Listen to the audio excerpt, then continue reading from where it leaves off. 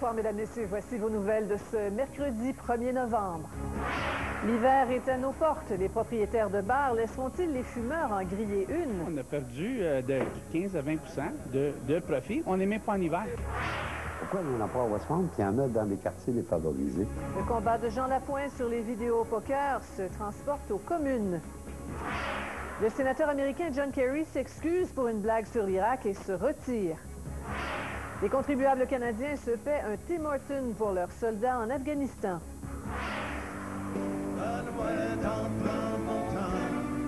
Jean-Pierre Ferland sera de retour sur scène le 13 janvier pour son dernier spectacle. Après avoir connu une très belle journée aujourd'hui, nous allons répéter le même scénario pour demain.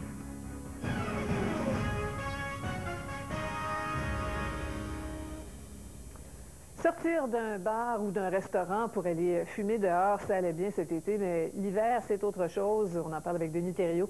Denis, les craintes qu'on avait là, quand la loi anti-tabac est entrée en vigueur, comment ça se concrétisait? Sophie, les fumeurs qui doivent aller à l'extérieur pour en griller une risquent de trouver le temps long cet hiver. Les propriétaires de bars appréhendent cette période. Ils craignent que ça aura un impact sur leur clientèle. C'est pourquoi aujourd'hui, ils ont demandé au gouvernement de modifier la loi qui interdit de fumer dans les bars. Ils ont essuyé un refus. Nous sommes dans un bar de Montréal comme bien d'autres qui respectent l'interdiction de fumer. Ici, les joueurs vont terminer leur partie de billard avant d'aller dehors. Les cigarettes vont attendre sur la table. Moi, ça me dérange parce qu'ici, on aurait pu prendre une petite bière, jouer ça, en même temps fumer une cigarette, puis maintenant, c'est rendu interdit. Il y a 5 mois que la loi est en vigueur. Plusieurs propriétaires de bars disent que leurs craintes se sont confirmées. Mais au moment, on a perdu de 15 à 20 de profit. On n'est même pas en hiver. Qu'est-ce qui va arriver en hiver? C'est là le cœur du problème. L'Association des propriétaires de bars appréhende l'hiver, craint que plusieurs tenanciers ne respectent plus la loi.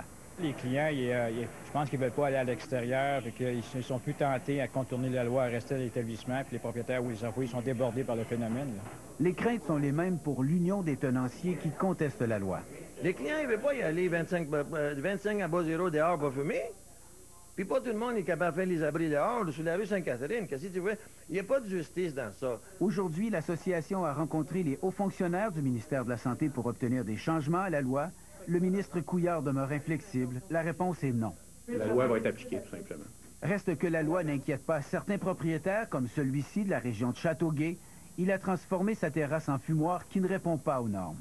C'est tellement pas clair d'avoir des renseignements sur l'état du genre de terrasse qu'on doit avoir que on essaie de garder nos clients. Au-delà de cette contestation, il y a des bars comme celui-ci où on apprécie l'interdiction de fumer.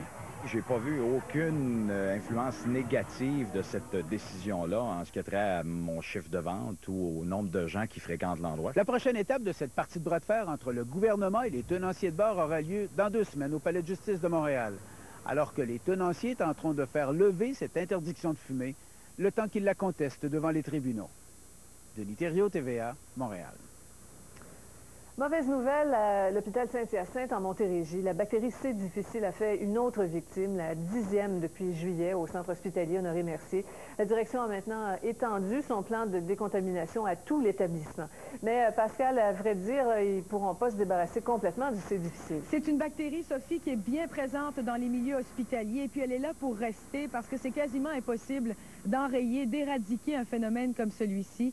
Tout ce que peuvent faire les hôpitaux, c'est la contrôler, du moins ralentir la progression de cette bactérie-là à l'intérieur des murs. Et c'est ce que fait l'hôpital Honoré-Mercier. Ils ont pris les grands moyens pour tenter de limiter les dégâts. Le branle-bas de combat se poursuit à Honoré-Mercier. Tout est passé au peigne fin. Les téléphones, les filières, les équipements. Les chambres des patients sont nettoyées de fond en comble pendant que ces derniers attendent dans le corridor. Pas évident de ralentir la progression de la bactérie, c'est difficile. La direction de l'hôpital a d'ailleurs annoncé un autre décès, une personne âgée. Une personne malheureusement qui est décédée, un 10e décès, qui était, elle, déjà infectée depuis plusieurs semaines. 3 autres personnes ont été infectées au cours des derniers jours, ce qui porte à 25 le nombre de patients qui ont contracté la bactérie depuis le 23 juillet. La direction du centre hospitalier se fait tout de même rassurante. Que les patients qui sont infectés actuellement, qui sont sous surveillance au niveau médical, semblent avoir moins de complications majeures au niveau de leur état de santé. Mais l'hôpital ne prend pas de chance. Ce n'est plus 50% de l'établissement qui sera désinfecté, mais le centre hospitalier au grand complet.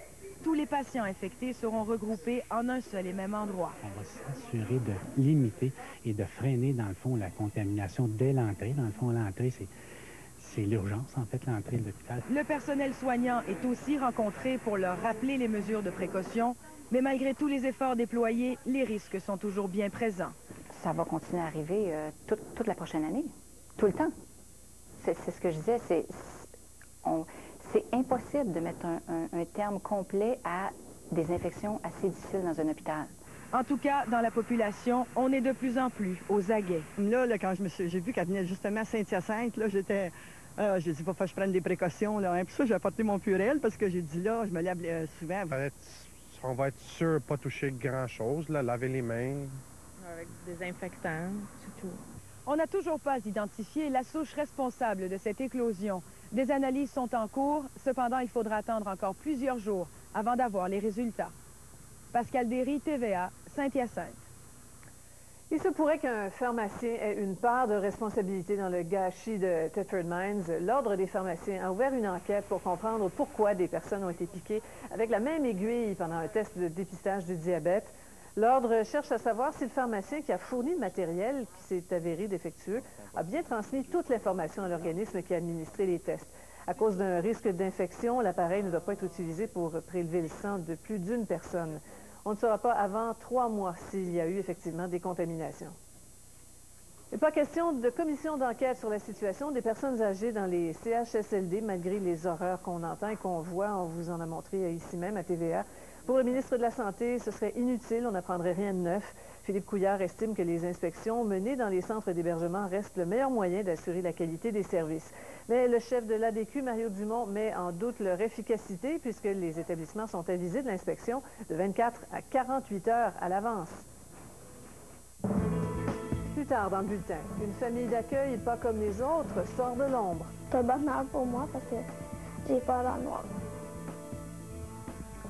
L'artiste et sénateur libéral Jean Lapointe poursuit sa croisade contre les loteries vidéo. Son projet de loi visant à éliminer ces appareils des commerces a fait son entrée aux communes hier. Robert Plouffe est avec nous. Robert, quand Jean Lapointe parle des ravages causés par les vidéos poker, il sait de quoi il parle.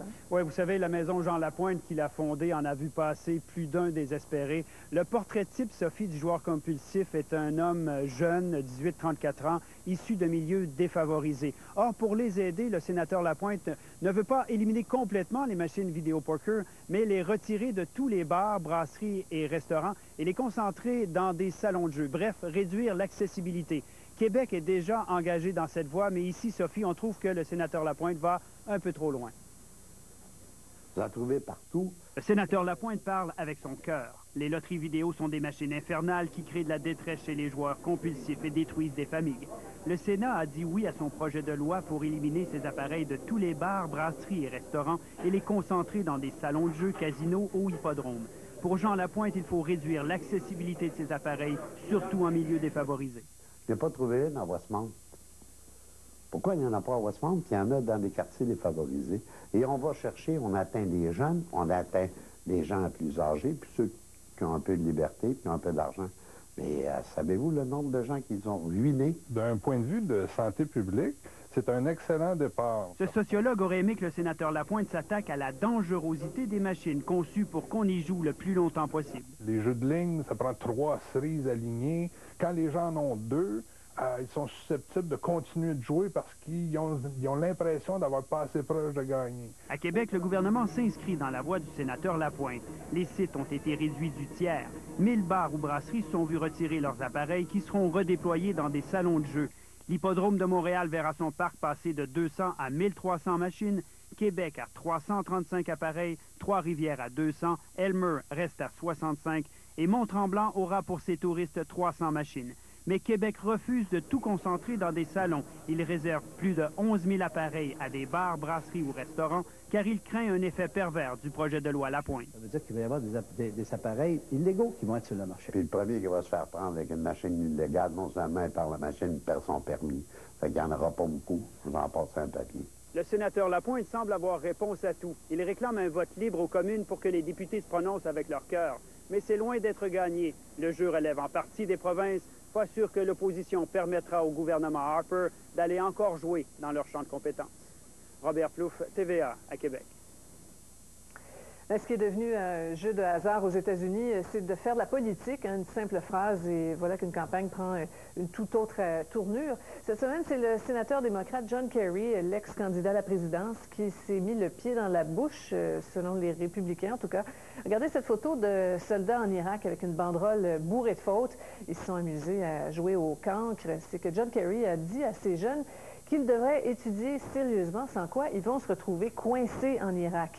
On en parle avec notre correspondant à Washington, Richard Latendresse. Richard, ces propos font beaucoup de vagues.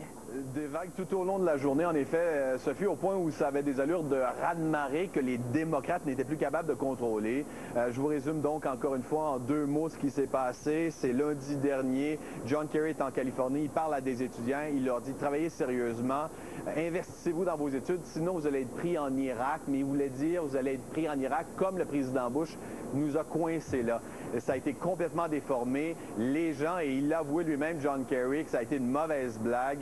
Les républicains et la Maison-Blanche ont utilisé ces propos-là pour dire c'est scandaleux de traiter ainsi nos soldats qui se sacrifient pour les États-Unis là-bas. Ils ont exigé des excuses autant comme autant, et finalement, ces excuses sont arrivées en fin d'après-midi.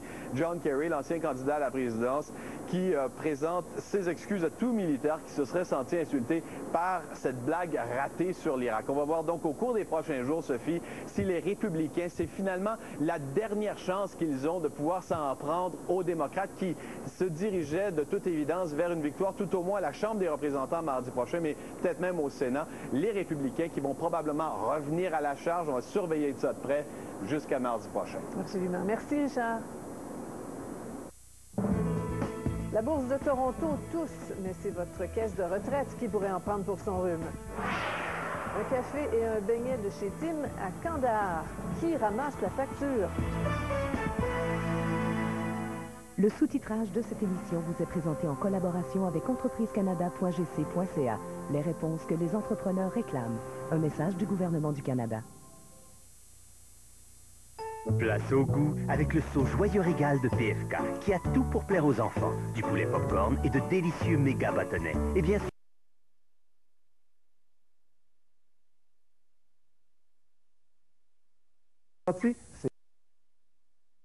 petits cristaux et des corps des fêtes. La nouvelle la décision d'Ottawa d'imposer les profits des fiducies de revenus. À Toronto, le TSX a perdu près de 300 points aujourd'hui. Tous les titres du secteur ont dégringolé, même ceux de Bell et TELUS qui avaient juste annoncé leur conversion prochaine. Monique Grégoire nous explique ce que tout ça veut dire pour le commun des mortels. Page Jaune a perdu 18 % à la bourse. Tous les titres des fiducies de revenus se sont effondrés suite à la décision du gouvernement d'abolir leur avantage fiscal d'ici 2011 pour les anciennes, dès 2007 pour les nouvelles. Leur avantage fiscal, comme pour Canadian Oil Sands, c'est de ne pas payer d'impôts sur leurs profits si elles les distribuent à ceux qui détiennent leur part, qu'on appelle des unités. Un avantage tel que Bell et TELUS voulaient se transformer en fiducie de revenus. Mais un avantage qui coûtait cher au gouvernement, 300 millions en 2005, 540 cette année, 1,1 milliard en 2007. Qui en profitait? Quand des gens qui sont non résidents du Canada achetaient ces unités-là, ils ne payaient que 15 % d'impôts sur les distributions. Et le fait que si vous achetiez ces unités-là dans votre REER ou dans votre fonds de revenus viagers, votre FER, à ce moment-là, l'impôt, le gouvernement ne le percevait seulement qu'au moment où vous retiriez l'argent du REER, qui pouvait être dans 10, 15 ou 20 ans. Mais les grandes gagnantes étaient les caisses de retraite, car elles ne paient aucun impôt. C'était injuste, selon le ministre Audet. Nos services doivent être financés par tout le monde, y compris par les entreprises. Ceux qui vont déchanter sont les retraités, qui avaient un bien meilleur rendement avec les unités des fiducies de revenus que le maigre 2 % des dépôts à terme. Pour les compenser, le ministre augmente le crédit en raison de l'âge de 1 000 $ et leur permet de partager leur pension avec leurs conjoints moins fortunés, ce qui va réduire leur impôt. Est-ce que ça va compenser pour la perte actuelle des rendements sur les fiducies de revenus?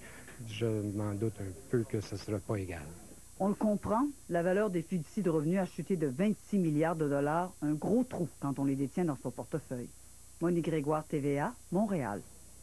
Cette annonce du gouvernement Harper de taxer les profits des fiducies de revenus a provoqué de vifs débats à la Chambre des communes. L'opposition libérale, document conservateur en main, a accusé le gouvernement d'avoir menti à la population et d'avoir fait perdre 25 milliards de dollars aux petits épargnants en une seule journée. Yves Malo. Lors de la dernière campagne électorale, les conservateurs promettaient de ne pas imposer de nouvelles taxes sur les fiducies de revenus. 10 mois plus tard, ils l'ont fait. C'est une question d'équité, affirme le ministre des Finances. Aux communes, les libéraux étaient déchaînés. Effronté de penser que ces petites mesures qu'il a annoncées hier vont compenser pour le 25 milliards de dollars en économie des retraités et des petits investisseurs qui viennent de s'envoler en fumée. C'est avec toute la délicatesse d'un éléphant dans un magasin de porcelaine que le ministre des Finances a annoncé des changements radicaux au traitement fiscal des fiducies du revenu. Aujourd'hui même, suite à cette annonce, les citoyens regardent leur économie fondre comme neige au soleil. Si nous n'avions pas pris cette décision hier soir, eh bien, nous aurions dû augmenter l'impôt des contribuables parce que les compagnies avaient trouvé une façon de l'éviter. Ce que je dis à l'épargnant, c'est qu'il faut regarder la bourse sur une plus longue période que quelques heures. Et puis, c'est une rectification boursière. Il va certainement avoir une autre rectification boursière. Je ne peux pas prévoir la bourse, comment elle va agir. Mais les conservateurs peuvent dormir tranquilles, car les libéraux sont les seuls à se scandaliser. Bloquistes et néo-démocrates applaudissent à la décision du gouvernement. Ils ont changé d'idée, c'est évident. Dans leur plateforme électorale, ils disaient que jamais ils taxeraient. Ils sont aperçus que ça n'avait pas de bon sens, comme on leur disait l'an passé. Moi, je pense qu'il y a trop d'argent qui échappait à l'État. Les appuis viennent d'ailleurs de plusieurs milieux. Le ministre québécois des Finances parle d'une décision courageuse. La centrale des syndicats du Québec dit aussi que c'est ce qu'il fallait faire. Bref, le non-respect de cette promesse électorale ne devrait pas faire trop mal aux conservateurs. Yves Malo, TVA, Ottawa. Les contribuables canadiens ont payé une note assez salée pour l'ouverture d'un Tim Hortons en Afghanistan. Le restaurant a été ouvert plus tôt cette année. Et Raymond, le gouvernement fédéral aurait déboursé des millions pour ça? 3,9 millions de dollars pour être précis, Sophie. Vous savez, en début d'année, lorsqu'interrogés par des journalistes, des militaires canadiens en poste en Afghanistan disaient s'ennuyer du café Tim Hortons en particulier. Mais bonne nouvelle pour eux, au mois de juin dernier, Tim Hortons a ouvert une franchise dans la région de Kandahar et c'est le gouvernement canadien qui a payé la note. 3,9 millions. Ce sont les coûts estimés pour la première année d'opération du restaurant, des estimés qui ont été faits au mois d'avril dernier, c'est-à-dire avant l'ouverture du Tim Hortons. La Défense nationale nous dit que les coûts précis seront connus au cours des prochains jours, mais dans les estimés, on parlait de 2 à 5 millions par année pour garder le restaurant Tim Hortons ouvert. Restaurant, soit dit en passant, qui est très, très populaire, à tel point qu'on a manqué de beignes durant la saison estivale. Sophie, l'armée canadienne fait également parler d'elle pour une autre raison ce soir. L'Ombudsman des Forces armées a dévoilé son rapport aujourd'hui. Il se fait très critique de la façon dont l'armée canadienne a traité ses soldats déployés au Koweït en 1991. Qui ne se souvient pas de ces images? C'était au Koweït à la fin de la première guerre du Golfe. 600 puits de pétrole avaient été mis en feu par l'armée de Saddam Hussein, provoquant un désastre écologique. Un régiment de militaires canadiens avait été déployé dans la région. Exposés à ces fumées nocives, plusieurs soldats ont plus tard souffert de graves problèmes de santé. Maux de tête, emphysème et tumeurs au cerveau. Pourtant, la plupart d'entre eux n'ont eu aucun support de l'armée canadienne. Les soldats se sont fait refuser l'accès à leur propre système de santé, dit l'ex-commandant du régiment. Eh bien, 15 ans après la mission, l'Ombudsman de la Défense nationale leur donne raison. L'armée, dit-il, a systématiquement ignoré les plaintes de ses vétérans. Nos militaires ont besoin de savoir et surtout d'avoir de bonnes raisons de croire que s'ils partent pour une mission en santé et qu'ils reviennent au pays malade, que leur pays, leur gouvernement, que le Canada s'occupera d'eux. Malheureusement, pour les anciens combattants du 1er RGC, ce ne fut pas le cas. Et ce genre de bavure risque de se reproduire. Même si l'Ombudsman constate que l'armée a fait d'importants progrès pour protéger les soldats, il note que la Défense nationale ne tient toujours pas de liste complète des militaires qui sont envoyés en mission. La Défense semble incapable d'identifier avec précision et avec certitude qui a été déployé et pour combien de temps durant les récentes missions en Afghanistan. Autrement dit, les forces armées sont incapables de faire des suivis précis en matière de santé. Cet ex-ministre de la Défense n'en revient pas. J'aurais pensé quand même que ce soit possible pour un régime de dire, voilà, on a envoyé 230 personnes en Afghanistan tel ou tel jour, sur tel ou tel avion, et voilà les noms. C'est pas du rocket science, ça. Non? Au bureau du ministre de la Défense, on s'est contenté d'émettre un laconique communiqué disant que la plupart des recommandations de l'Ombudsman sont déjà mises en œuvre, sans toutefois préciser lesquelles. Raymond Filion, TVA, Ottawa. Le couple et le 21e siècle font-ils bon ménage? Denise Bombardier a sa petite idée là-dessus. Qui de Brad Pitt ou de l'éditeur de cette revue doit se sentir mal dans son pantalon? Tout ça et beaucoup d'autres nouvelles, plus tard dans le bulletin.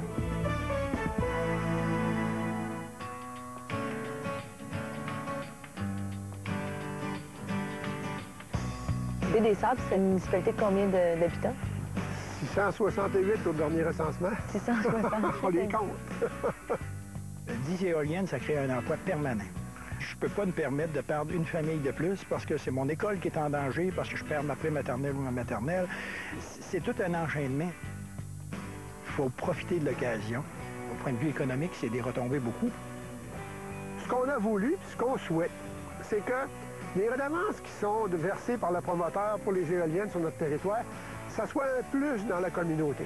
Les éoliennes, c'est un plus dans le décor, donc les redevances, c'est un plus dans la communauté pour permettre des projets que les gens du milieu n'auraient pas pu se payer. Ça peut être des projets pour attirer le tourisme, des projets pour aider à l'économie locale. Cette capsule vous a été présentée par Hydro-Québec et ses partenaires. Cher Dr Zetieux, ma classe est intéressée par l'environnement. Bon, merci. Alors, voici ce que j'aurais donc dû faire aujourd'hui.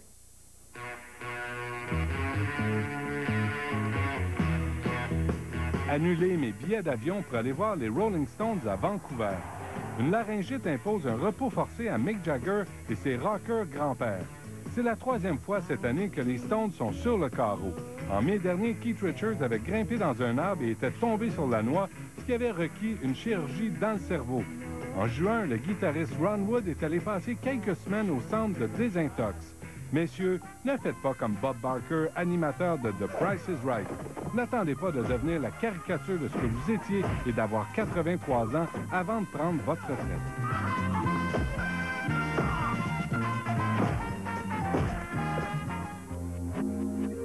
Acheter des billets d'avion et descendre en Hollande pour encourager le recrutement de membres pour le PNVD, le Parti de l'amour du prochain, de la liberté et de la diversité. Non, c'est pas un parti de hippies, c'est un parti de pédophiles. Ses membres militent pour l'abaissement de l'âge de la majorité sexuelle de 16 à 12 ans et défendent la zoophilie.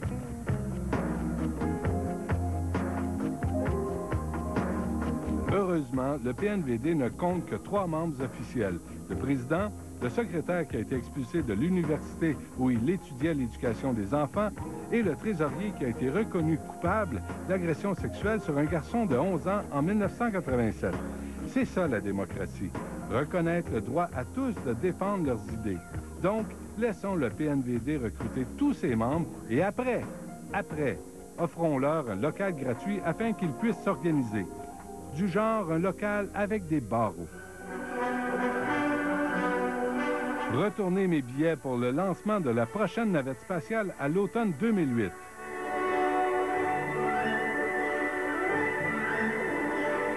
Alors que l'ancien économiste en chef de la Banque mondiale annonce une crise économique sans précédent causée par les changements climatiques, la NASA utilise cet argument pour justifier l'exploration spatiale afin de sacrer le camp lorsque la Terre sera complètement détruite.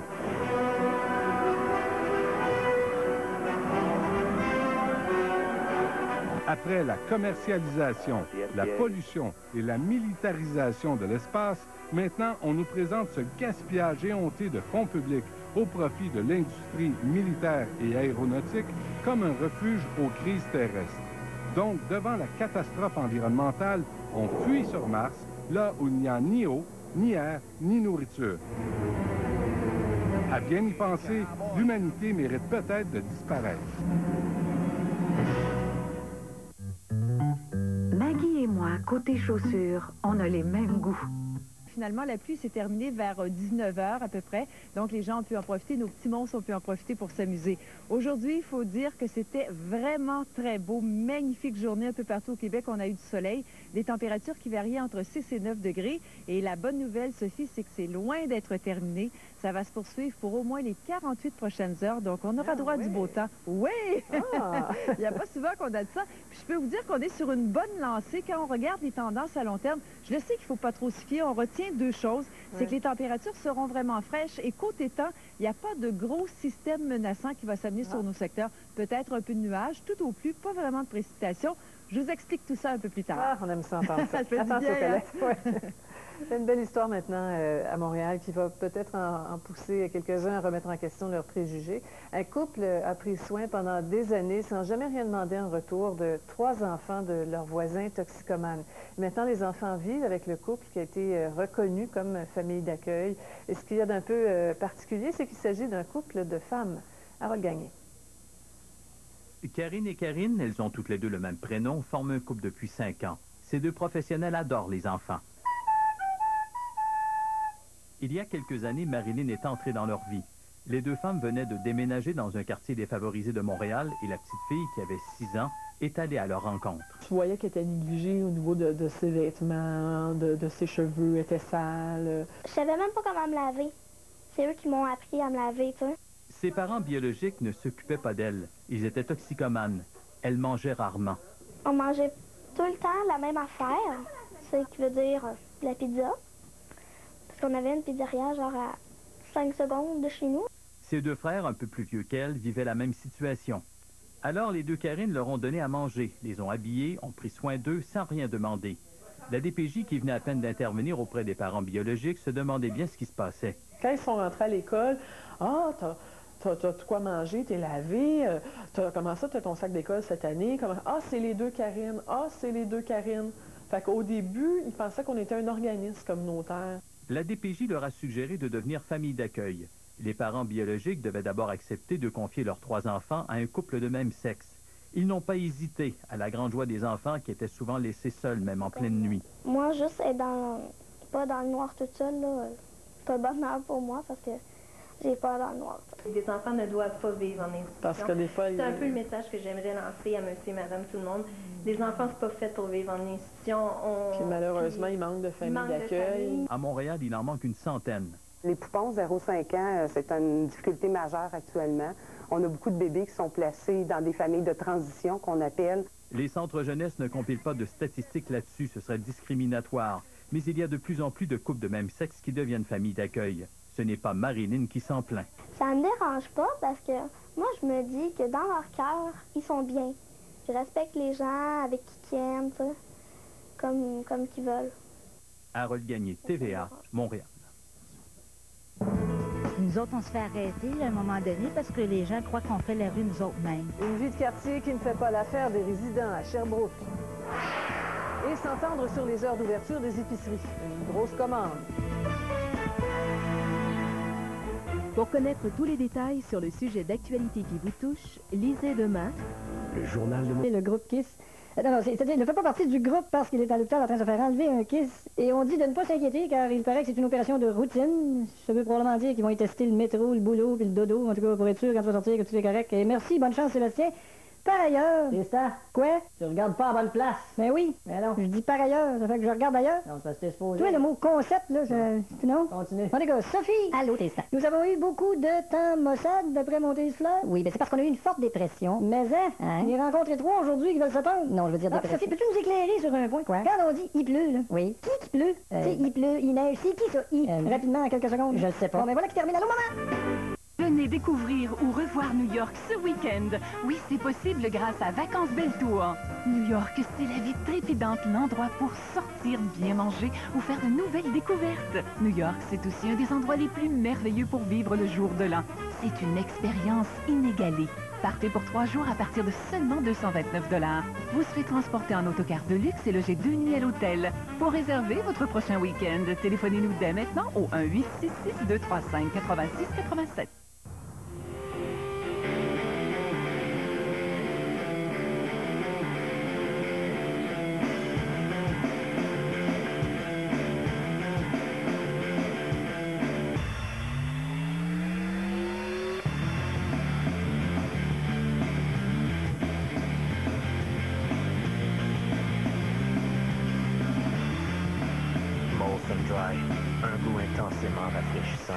5,5 %.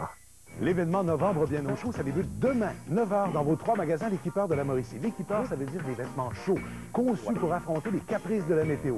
Alors prenez-en bonne note, ça débute demain 9h dans vos 3 magasins L'Équipeur de la Mauricie. L'Équipeur, toujours le bon vêtement. Est-ce que c'est moi qui rêve ou bien il me semble qu'il fait un petit peu chaud tout à coup? T'es jamais content. Il fait toujours trop chaud ou trop froid. Ben, c'est pas de ma faute si j'aime mon confort. Non, mais tu m'aimes dire pourquoi il change pas ça, ces vieux thermostats-là? Mieux consommer, c'est installer des thermostats électroniques et économiser sur vos frais de chauffage. Recevez en plus jusqu'à 130 $ de remise par la poste. Ça a l'air de quoi, un thermostat hydroponique? Électronique, non. Eh ben oui, c'est ça. Renseignez-vous auprès de votre détaillant ou de votre maître électricien. Il n'y a pas de plus beau moment que de s'amuser en famille. Toutefois, il peut arriver que ces moments soient remplis d'imprévus. Ne soyez jamais pris au dépourvu. L'échelle télescopique Metaltech est à la hauteur de vos besoins. L'échelle Metaltech se déploie jusqu'à une hauteur de 12 pieds et demi pour une portée de 16 pieds. Elle vous sera d'une grande utilité pour tous les travaux intérieurs et extérieurs, même ceux qui nécessitent robustesse et souplesse. Elle se rétracte en un tour de main et se range facilement sans perdre d'espace. Procurez-vous l'échelle télescopique Metaltech, l'échelle à la hauteur de vos besoins. L'événement Novembre bien au chaud, ça débute demain, 9h, dans vos 3 magasins L'Équipeur de la Mauricie. L'Équipeur, ça veut dire des vêtements chauds, conçus pour affronter les caprices de la météo. Alors prenez-en bonne note, ça débute demain 9h dans vos 3 magasins L'Équipeur de la Mauricie. L'Équipeur, toujours le bon vêtement.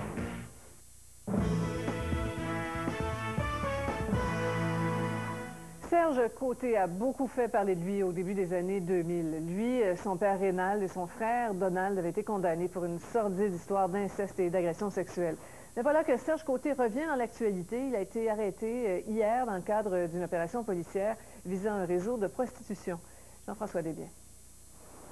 Serge Côté, 28 ans, a comparu sous un chef d'avoir tenu une maison de débauche à son logement du 231 de la rue Brooks. Son arrestation survient après celle de 2 prostituées, rue Alexandre. Les policiers en civil sont intervenus hier matin vers 6 heures, fait l'arrestation de ces 2 jeunes femmes-là dans la vingtaine pour sollicitation. Maintenant, dans le même avant-midi, on a arrêté justement M. Côté parce que lui, sur la rue Brooks, il y avait un appartement. C'est là qu'il recevait ces 2 jeunes femmes-là et il pouvait avoir de la prostitution à ce moment-là qui se faisait là. En avant-midi aujourd'hui, les enquêteurs ont frappé à quelques portes de chez Serge Côté au 350 rue Brooks. Comme prostitution et consommation de drogue vont habituellement de pair, à l'intérieur, les policiers ont saisi de la cocaïne et une grande quantité de seringues. 3 femmes et 3 hommes âgés de 21 à 50 ans ont été appréhendés sur place. Cette vague d'arrestations effectuée depuis mardi n'est pas sans réjouir les gens qui habitent le secteur. Ça n'a pas de sens pour les enfants. Puis on essaie que ça soit un quartier assez tranquille. Puis là, il y a d'autres gens qui arrivent. Puis là c'est la folie furieuse. Les filles font la rue. Puis il y a des enfants. Puis nous autres, on se fait arrêter à un moment donné parce que les gens croient qu'on fait la rue nous autres mêmes. C'est la rue Alexandre. Alors, c'est des plaintes des citoyens, des commerçants. Et naturellement, la constatation des policiers qui a fait en sorte qu'on a réussi à démarrer cette histoire-là, cette enquête-là. Condamné à 6 ans de pénitencier pour agression sexuelle et inceste sur sa sœur Isabelle, Serge Côté, même s'il se trouvait toujours sous le coup d'une probation, a été remis en liberté. Les autres personnes arrêtées aujourd'hui devraient comparaître demain. Jean-François Desbiens, TVA, à Sherbrooke. Voilà maintenant une photo qui vient tout juste de nous parvenir. Un accident train-voiture qui serait produit vers 20h35 à Saint-Bruno, à l'intersection de la 116 et Seigneurial. Le chauffeur de taxi aurait eu chaud apparemment qu'il serait engagé sur la voie ferrée au lieu de s'engager sur la 116 comme telle. Heureusement, il n'y a pas eu de blessés. C'est Hugues Ouellette de Saint-Bruno qui vient de nous envoyer ça. Merci beaucoup, M. Ouellette. Maintenant, une lueur d'espoir pour les familles à l'horaire surchargé. Ce sera peut-être bientôt la fin des longues files d'attente dans les supermarchés la fin de semaine après 17 heures. En effet, Québec accepterait de modifier la loi sur les heures d'ouverture, mais à une condition, il faut d'abord que les commerces et les syndicats trouvent un terrain d'entente. Pénélope Garon. Il y a trop de monde, les fins de semaine, il y a beaucoup d'attentes. Pas facile de faire les courses à l'épicerie la fin de semaine après 17 heures. Encore moins facile d'y travailler. Mettons qu'il commence à faire chaud, là, on a des bouffées de chaleur, là, puis ça vient que ça finit plus. Là. Il y a beaucoup de réactions chez les clients, là, d'impatience. Les grandes chaînes d'alimentation du Québec veulent faire changer la loi de 1992 qui leur interdit de faire travailler plus de 4 employés dans leur commerce après 17 heures la fin de semaine. Les habitudes des consommateurs ont énormément changé depuis la loi de 1992. Maintenant, les gens vont magasiner de 2 à 3 fois semaine et les gens principalement magasinent de 4 heures à 7 heures à tous les jours. Les grandes chaînes d'alimentation discutent avec le syndicat qui représente leurs employés. L'objectif, proposer au gouvernement une solution à laquelle tous les partis adhèrent. Nous, on est prêts à faire certaines concessions, mais à condition, évidemment, qu'il y ait un retour du balancier. En effet, d'importants différends demeurent. Le syndicat des employés exige que les commerces ferment au plus tard à 21 h, 7 jours sur 7, et que les employés bénéficient d'un minimum de 7 jours fériés de congé. Les chaînes d'alimentation acceptent de fermer à 21 h, mais seulement les samedis et dimanches. Quant aux congés fériés, elles en offrent que 4. 7 jours durant la semaine, la personne a du temps amplement, de 8 h le matin, à aller à 9 h le soir, de faire son épicerie. Je suis certaine qu'on va arriver à un consensus. On est toujours en discussion. À micro fermé, le ministre du Développement économique du Québec, Raymond Bachand, se dit prêt à s'asseoir et à discuter avec la coalition des marchands si et seulement si ils parviennent à un consensus avec les syndicats. Pénélope Garon, TVA, Québec.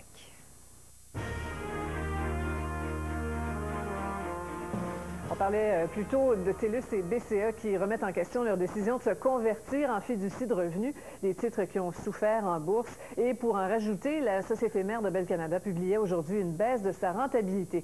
On en parle avec Sophie Lemieux de notre chaîne Argent. Sophie, BCE qui accuse une chute importante de ses profits là, au dernier trimestre. Décidément, Sophie, c'est une journée à oublier pour BCE. En plus de la chute du prix de son titre de 11 %, BCE a fait état d'un recul de 34 % de son bénéfice net.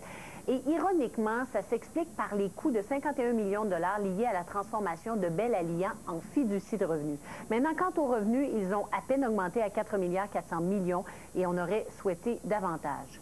Maintenant, le groupe TVA annonce une perte nette de 800 000 $ au troisième trimestre, comparativement à un bénéfice de 2 700 000 il y a un an. Elle s'explique notamment par des coûts de rationalisation suite au remaniement de sa direction. La télévision conventionnelle continue de subir la pression du marché à cause notamment de l'ascension d'Internet et les revenus ont reculé de 2,5 %. Et puis enfin, un arbitre a décrété une hausse salariale pour les 3100 pilotes d'Air Canada. Ils obtiennent une augmentation de 2 % rétroactive à juillet dernier, puis de 1,75 % en 2007 et en 2008. Alors voilà. Merci beaucoup, Sophie. Au revoir, Sophie. Au revoir. Eh bien, le Parti québécois accuse le gouvernement Charest de s'en mettre plein les poches avec les hausses de taxes scolaires. En fait, le PQ parle d'1 milliard de surplus en 7 ans pour le gouvernement qui s'est fait élire en promettant des baisses d'impôts.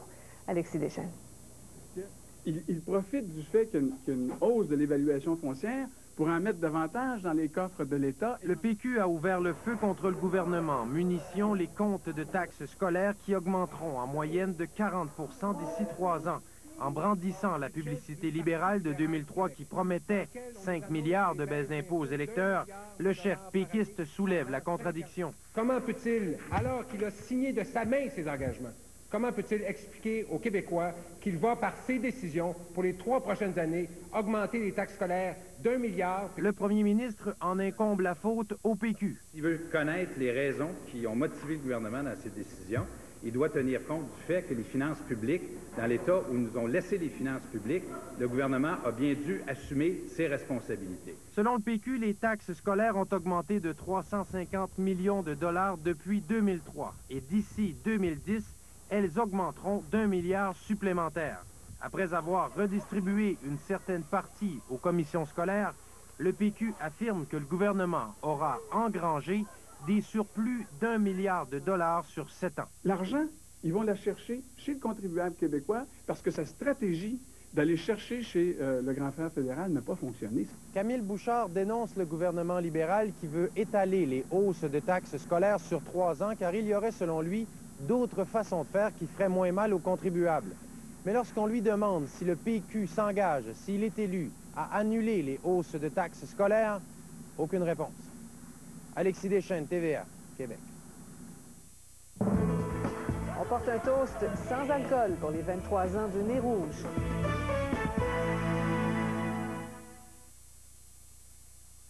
Ça n'a pas d'importance où est-ce qu'on va, on finit toujours par prendre mon LR3. Quand il a fallu que Mylène transporte son méga projet scientifique, on a pris mon LR3. Et quand les très grands cousins de ma femme sont arrivés sans prévenir, on est allé chez sa sœur dans mon LR3. Quand on est parti pour des supposées vacances au soleil, c'est encore mon LR3 qu'on a pris. Mais quand le ciel s'est dégagé, j'étais content de l'avoir pris. Vous serez toujours content d'avoir pris le vôtre. LR3 de Land Rover, conçu pour l'extraordinaire. Voici de chez Tim Hortons, le nouveau sandwich déjeuner Tim Matin. Non. Le nouveau sandwich Timatin. Le nouveau Timatin. Mais non, mais... Le nouveau sandwich déjeuner. Le nouveau sandwich déjeuner. Mais oui, mais attendez un peu. Le voici. Le nouveau sandwich déjeuner Timatin. Délicieux, n'est-ce pas? Composé d'œufs, de bacon ou de saucisses et de fromage fondu. Le tout dans un petit pain déjeuner grillé pour seulement 2,49 $. Bon Timatin. Toujours frais chez Tim Hortons.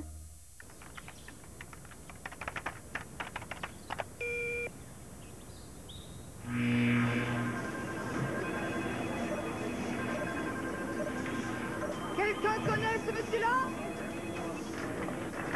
Quelqu'un le connaît? Ah oui, c'est Guy. On joue au hockey ensemble. Ouais.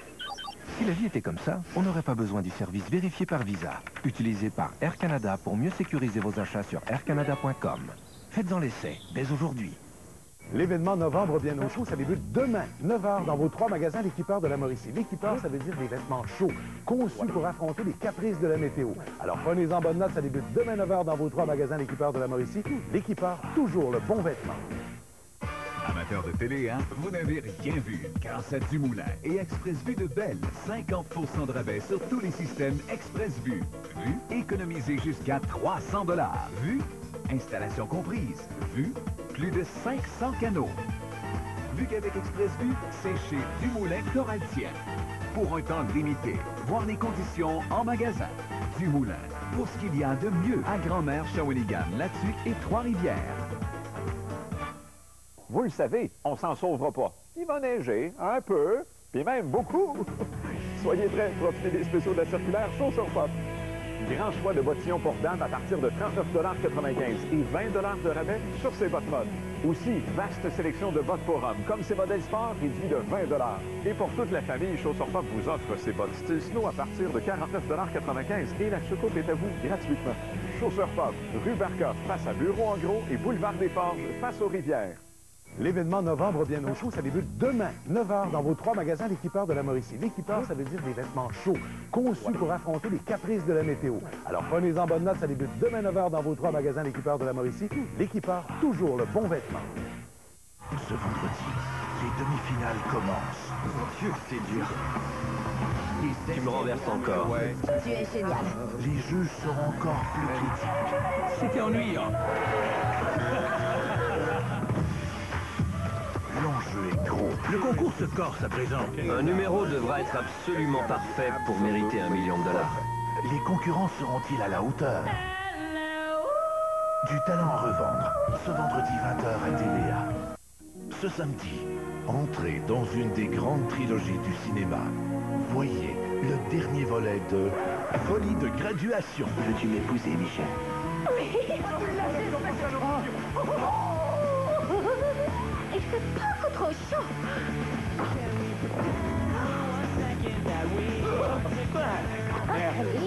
Vous êtes invités à toute une cérémonie. Voyez le mariage. Ce samedi 21h30 à TVA. La fusillade du collège Dawson reste un souvenir douloureux et certains voudraient bien que le gouvernement en tire des leçons. Un étudiant qui a été atteint de 3 balles a décidé de partir en campagne pour le maintien du registre des armes à feu. Reste à savoir si Ottawa va prêter une oreille attentive. Le reportage d'André Ducharme. La fusillade au collège Dawson a fait 20 victimes. Haider Kadim, un étudiant en sciences de la santé, a été frappé de 3 balles. Sa vie changée à jamais. J'ai perdu une amie, Anastasia, dessous ça. Ensuite, les docteurs me disent que j'aurai les balles dans ma tête et dans mon cou pour le reste de ma vie. Il a encore des maux de tête et des étourdissements.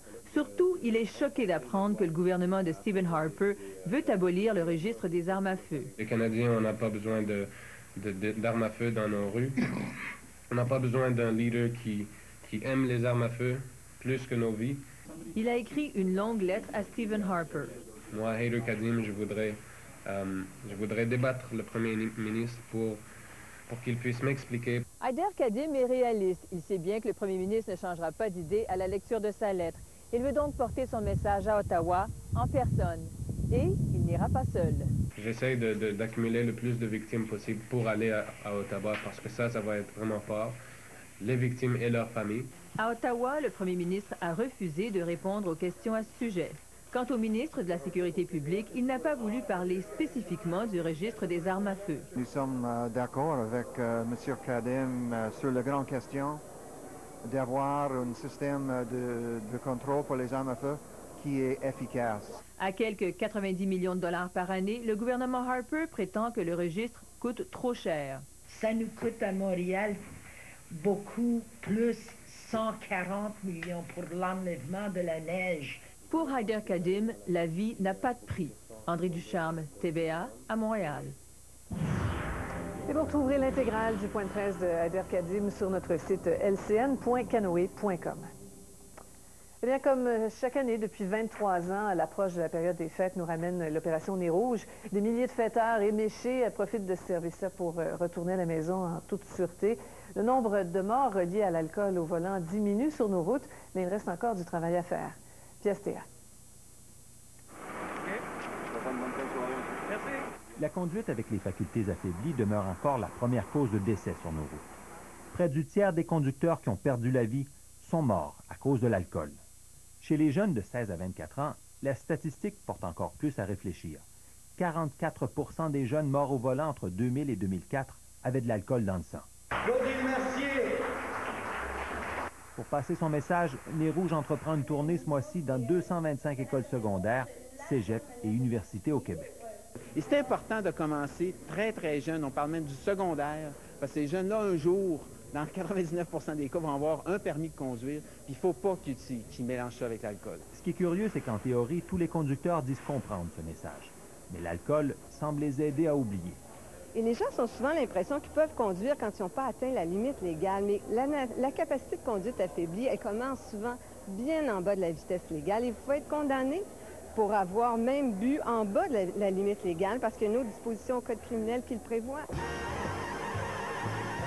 Encore une fois, Nez Rouge mise sur l'humour pour faire adopter son nouveau slogan. Il est d'un chez de guetter avec dignité.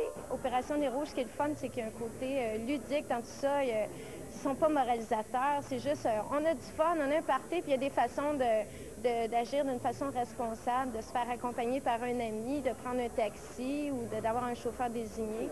Bonjour. Cherchez qui? Bonjour. En 23 ans, Nez Rouge a raccompagné plus d'1 200 000 personnes. Il est maintenant présent dans 7 provinces canadiennes. Opération Nez Rouge, la bonne manière de partir. Pierre Stéa, TVA, Québec.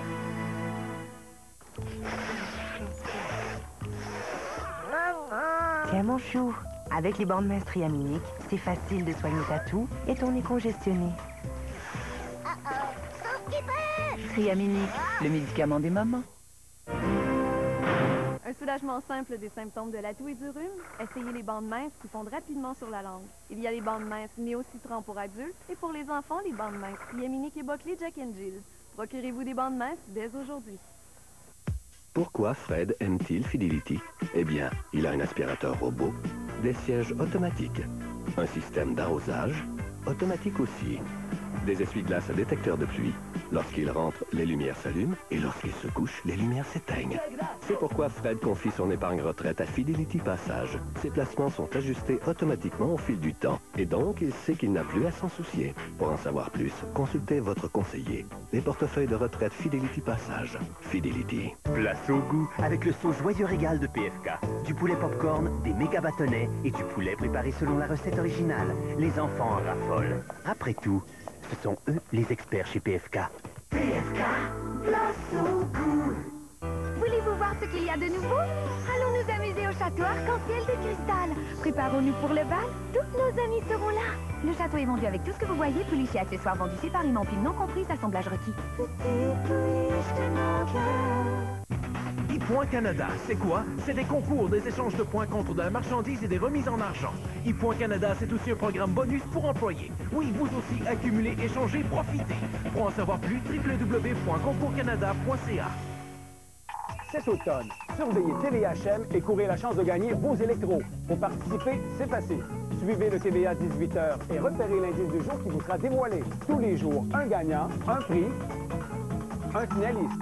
Et à la fin du concours, le 28 novembre, 25 finalistes courront la chance de gagner l'ensemble d'électroménager KitchenAid de chez Clément Boisvert-Meubles. C'est plus de 10 000 $ en prix. À surveiller, gagnez vos électros au TVA 18h. l'atelier Brobois. Des gens d'expérience en boiserie exclusive et sur mesure de toutes sortes. Pour tout genre de projet en bois massif. Fabriqué ici, à Trois-Rivières. Faites confiance à l'équipe d'Atelier Brobois. Vendredi 8 décembre, à la salle J. Antonio Thompson, à voir le nouveau spectacle de Cain. Jusqu'au soleil, faisons l'amour sur le ciel. Achat téléphonique 819-380-9797. Votre resto familial Les Ailes Piquantes Buffalo vous en offre toujours plus. Venez accumuler vos e-points que vous pourrez échanger pour des cadeaux tout en dégustant un bon New York Steak. Au resto familial Les Ailes Piquantes Buffalo, il n'y a pas que des ailes. Centre-ville, Trois-Rivières. Vous voulez savoir ce qui se passe à Occupation Double parce qu'on a hâte de voir la prochaine émission. Joël Legendre vient nous voir demain matin pour nous parler de tout ça. José Lavigueur sera avec nous, Jean Héroldi, et on reçoit Mario Pelcha également demain. Donc une autre grosse émission qui commence à 5h30 comme à tous les jours et on vous attend. Ce vendredi, Votre fils est le principal suspect d'un double meurtre. vous verrez la vérité. C'est moi qui dicte les règles. Gardien! La Grande Évasion, vendredi 21h à Mystère. J'aurais besoin d'une autre semaine. Je vous donne un mois le mois dernier. On peut s'entendre autrement. Une mère de famille prise dans les griffes de la mafia.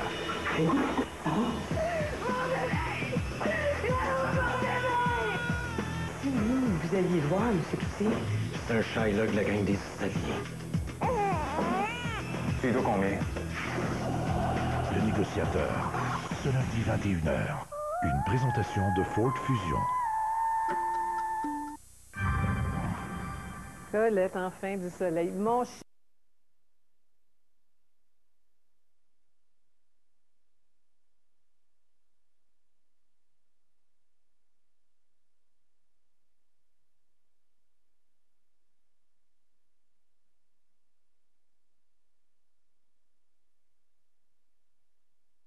Ça va vous rappeler de beaux souvenirs. Merci d'avoir été là. On se retrouve demain. Passez une très belle fin de soirée, notre antenne.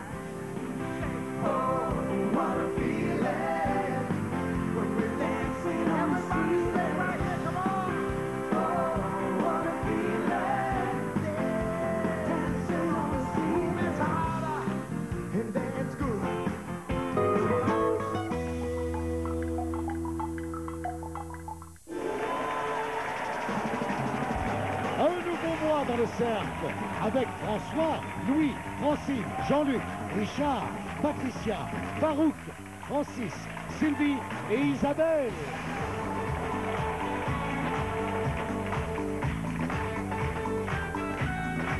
Novembre s'amène dans le cercle et quoi de mieux pour chasser la grisaille que l'animateur qui réunit dans la joie les familles, Charles Lafortune.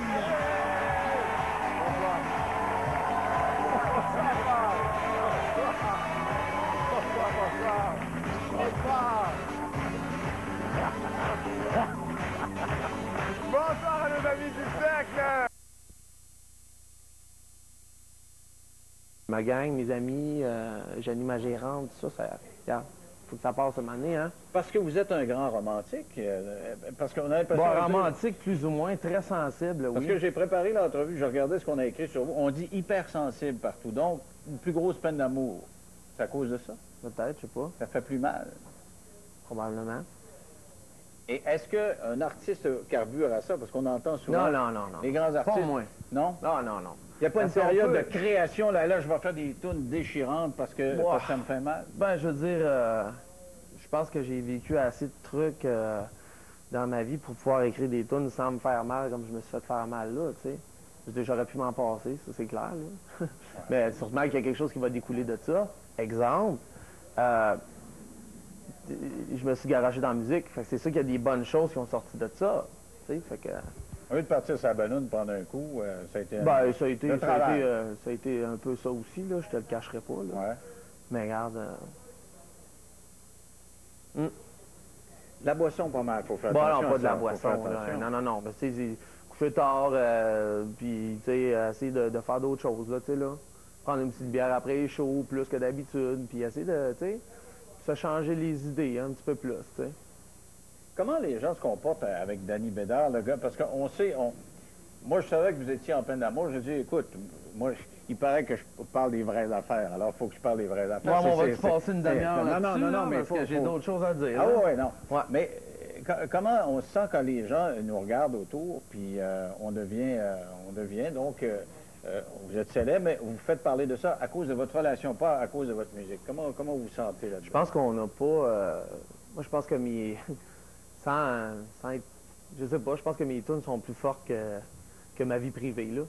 Je pense que ma carrière est beaucoup plus forte que ma vie privée, puis je pense que les gens le respectent. Est-ce que moi, je suis persuadé que dans quelques années, vous allez faire des tunes à partir de ça. Là, vous dites, ça me bloque, là, je peux pas écrire là-dessus. Non, ça me bloque pas. Non? Non, Vous avez écrit des chansons depuis ce temps-là? Pas à propos de ça. Je les ai toutes écrites, ces chansons-là. C'est pas ma première peine d'amour. Ouais. Elle est grosse parce que, je veux dire, c'est ça, là, tu sais, parce que Parce que vous pensez que c'est la femme de votre vie, là? Ben, je pensais, moi, d'avoir des enfants. Je pensais d'avoir un chien à maison, avoir une maison à Blainville, mais ça fut pas le cas. Fait que ça m'a renversé, ça m'a remis les pieds sur terre.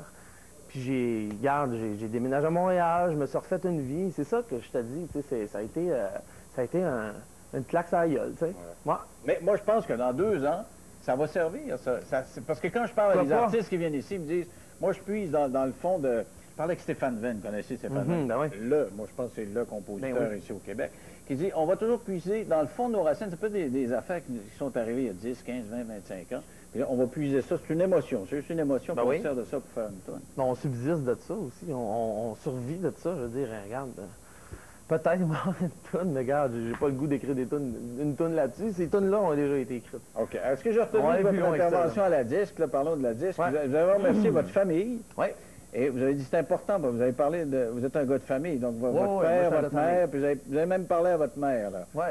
Elle a dit que vous étiez gros, quoi? Non, j'ai perdu beaucoup de poids. Puis j'ai manqué un peu, mais je voulais dire à maman que j'avais repris un petit peu de poids, mais... OK, parce qu'elle vous trouvait trop Parce trop qu'elle mince. me voyait qu'à la TV, tu sais. OK. Parlez-y donc, là. Comment ça va, maman, là? Y est-tu pas pire, là? Ben, la TV, maman, en passant, ça donne 5-6 livres de plus, hein? Oui, en plus, c'est ça. D'ailleurs, moi, quand j'encontre les gens, je dis, vous êtes bien petits. Le monde pense que je fais 6 pieds 2 puis 200 livres, puis c'est pas le cas. Ça aussi, oui. Mais les cheveux ont changé aussi, là. Vous avez arrivé à la disque, j'ai dit, c'est-tu un nouveau look ou... Ben, ça fait longtemps, par exemple, ça fait 7 mois. Ouais? Ouais, ça fait 7 mois que j'ai les cheveux. Mais il me semble qu'à la disque, il est plus soufflé que ça encore. Ah, peut-être, mais là... On a-tu du visuel de la disque? Hein? Demande-nous dans ça, moi. Il me semble que c'était plus soufflé que ça, le avant-après. Ah, non. Oh oui, c'est un petit peu plus soufflé. Dépeigné, peut-être, ouais. À l'image de ma soirée. Alors, donc, qu'est-ce que ça veut dire un Félix, quand on gagne un Félix? Vous en avez gagné un l'année passée. Oui, 2 l'année passée, oui. 2 en plus. Est-ce qu'on vend plus de disques avec ça? Ah, je sais pas. Ben, peut-être, je sais pas. Ah, vos compagnies de disques vous le disent pas l'an dernier, après avoir gagné, il y a eu une augmentation ou... Ah, ça, je sais pas. Je sais pas, sérieusement, je sais pas. Peut-être un peu, sûrement. Je veux dire, il y a beaucoup de monde qui te regarde en même temps, puis ils font comme, ah, c'est vrai, j'ai pas acheté son album encore. Ouais. Je sais pas. Peut-être, ça serait le problème. Mais à part vendre des disques, qu'est-ce que ça donne moralement aux chanteurs? Ah, ça donne le goût de juste continuer. Aller beaucoup plus loin encore. Je tourne une page. Avec ce trophée-là, on dirait que j'ai tourné une page. Je m'en vais plus loin. Je sais pas. J'ai le goût de... En anglais, peut-être? Peut-être. Ouais. Oh. OK, oui. Oui? Oh, ouais, c'est intéressant. Peut-être, je sais pas. Regarde, j'ai écrit des tunes, ces derniers mois ici, puis ils sont en anglais, parce que j'avais participé avec des gens qui écrivaient en anglais, justement, à des chansons, tout ça. Puis j'ai dit, je vais continuer là-dedans, je vais écrire des chansons, puis j'écris toujours des chansons. T'sais. Fait que je me suis dit, pourquoi pas? Ah, mais c'est quelque chose. C'est un scoop, ça, mais j'ai pas entendu parler de ça. C'est pas un scoop, c'est sûr que... J'ai entendu Simple Plan qui oui, c'est intéressant ce qu'ils ont dit. Quand ils sont montés sur la scène à la disque, ils ont dit, attention les petits Québécois, là, faites attention, on peut s'éclater, puis on peut faire notre marque sur la planète. Ils ont vendu 10 millions de disques. Ben, t'imagines? Ils disent, il faut croire en nous-mêmes. Ah ouais, puis moi, j'ai suivi. Puis regarde, Jonas, lui, c'est un anglophone de Montréal. Mais lui, il a commencé en anglais. Je veux dire, il commence en anglais, puis ça marche ici au Québec. Ça marche vraiment très bien. Les gens, tu sais, je veux dire, ils parlent français pareil, tu sais, mais ils chantent en anglais. C'est sûr que c'est différent que moi. Je chante en français. J'ai sorti 3 albums en français. J'en sortirai peut-être un en anglais. Oups, là, il faudra, tu sais... Mais il faut faire attention de ne pas vendre son âme à... Je ne vendrai jamais mon âme à... Vous êtes un petit Québécois francophone de l'industrie. Mais Non, mais c'est pour aller plus loin, toujours aller plus loin, tout ça. Puis c'est pas... regarde, j'ai des objectifs aussi, là. Tu sais, comme tout le monde. Ce serait quoi l'objectif ultime, là? Mon... Devenir le Michael Jackson du Québec? Non, pas vraiment, non. Connu. Pas lui. Pas lui. Sinon, d'abord, je sais pas... Pas Rolling Stone, il commence à être vieux, ça, c'est un peu... je sais pas, mon Dieu. Mais c'est qui l'idole d'Annie Bédard? J'aime beaucoup John Mayer, j'aime beaucoup Pearl Jam, j'aime beaucoup Muse, j'aime beaucoup plein de chanteurs. OK, mais là, il faut écrire. C'est bien beau de dire on va chanter en... Parce que là, vous écrivez vos tunes, écrire en anglais, ça doit pas être évident, là. Ben, je suis bilingue de toute façon. Ouais? Oui. Parce que si on veut dire autre chose qu'I love you, I need you, forever, together... Je pense pas que c'est mon genre. Non, mais faut pas céder la langue. Ben là... Attendons d'entendre. OK. Est-ce qu'il y en a d'enregistré déjà? On peut-tu avoir une idée? Ça parle de quoi? Ça parle de toutes sortes d'affaires. Ça parle de mes chums, ça parle de plein de trucs. Faut-tu avoir 2-3 lignes en anglais? Non. Ah oui, donc. Non. Une ligne, pas la pause, non. Juste une. Non. Ben, un titre? Non. Un titre? Mon Dieu. Une tune qui s'appelle This is what my heart looks like. Ah, hey, une primeur. This is how my heart looks. What my heart looks like. What? Oh, what a wonderful world. Right. OK, on va faire une petite pause. Aussi, t'es bilingue, hein? Ah ouais, bilingue from Lake St. John, Roberval. OK, on va faire une petite pause et puis on poursuit cette conversation avec Danny Bédard après la pause dans 3 petites minutes. À tout de suite. OK, et puis dans quelques minutes, avec les 4 personnes âgées maltraitées en Beauce, on se demande ce soir si la société québécoise respecte suffisamment ses aînés. Est-ce que les vieux en devenir que nous sommes seront correctement respectés? À tout plus tard. Pour ceux d'ici 10 ans, RéseauContact.com organise le party le plus excitant de l'année. Participez au concours des 10 ans de RéseauContact.com et courez la chance de gagner un traitement VIP avec les candidats d'occupation double. Pour en savoir plus, RéseauContact.com. Couronné meilleur tournoi de l'année 2005, le Challenge Bell, présenté par Banque Nationale, effectue un grand retour au BEPS.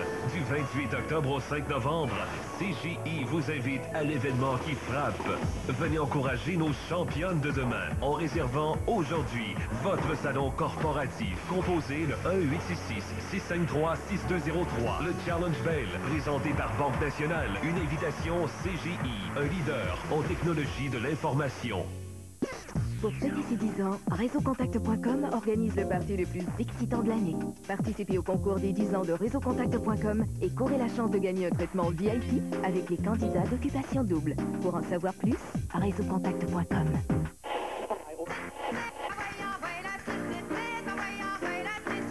Faites de votre passé votre présent avec la Soirée canadienne.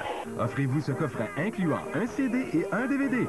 Retrouvez le meilleur du folklore québécois à travers plusieurs numéros puisés parmi une trentaine d'émissions originales. Un coffret unique en son genre qui vous permet d'écouter et de revoir des moments inoubliables de ce classique de la télévision québécoise.